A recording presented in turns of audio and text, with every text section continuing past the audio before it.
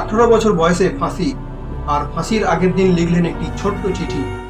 জীবনের শেষ চিঠিতেও ভয় নয়, ছিল হাসির সুর। জেলের ভেতর ব্রিটিশ গুপ্তচরের উপর গুলি করে দেন। তারা বন্দুক ধরেছিল, কিন্তু ভয় পায়নি। তারা জানতো তাদের শেষ সময় চলে এসেছে। তবুও তারা লিখে গিয়েছিল কিছু কথা, যা শুধু কাগজে নয়, গাঁথা রয়েছে ভারতের হৃদয়ে।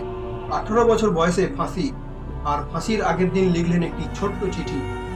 লিখলেন, মা আমি যাব হাসতে হাসতে, তুমি কাঁদবে। জীবনের শেষ চিঠিতেও ভয় নয়, ছিল হাসির সুর। ফাঁসির একদিন আগে লিখেছিলেন রাষ্ট্রের প্রতি। লিখেছিলেন, আমার মৃত্যু যদি অন্যায়ের বিরুদ্ধে প্রতিবাদ হয়ে ওঠে, তবে আমি ধন্য। একটা কলম, একটা বিশ্বাস, আর একটা চিঠি, যেটা এখনো কাঁপিয়ে দেয় অন্যায়কে। জেলের ভেতর ব্রিটিশ গুপ্তচরের উপর গুলি করে দেন। মৃত্যুর আগে রক্ত দিয়ে লেখেন, দেশ বাঁচলেই মৃত্যু সার্থক। তারা সই করেননি পেন দিয়ে, তারা সই করেছিল নিজের রক্ত দিয়ে।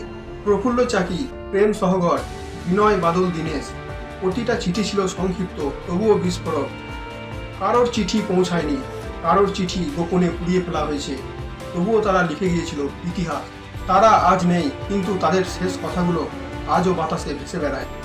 কানের নিচে ফিসফিস করে বলে, স্বাধীনতা এটা একটা শব্দ নয়, এটা রক্তে লেখা গল্প। এই কাহিনী যদি আপনাদের মন ছুঁয়ে যায়, তাহলে শেয়ার করুন, কারণ ইতিহাস তখনই বেঁচে থাকে যা আমরা তা মনে রাখি।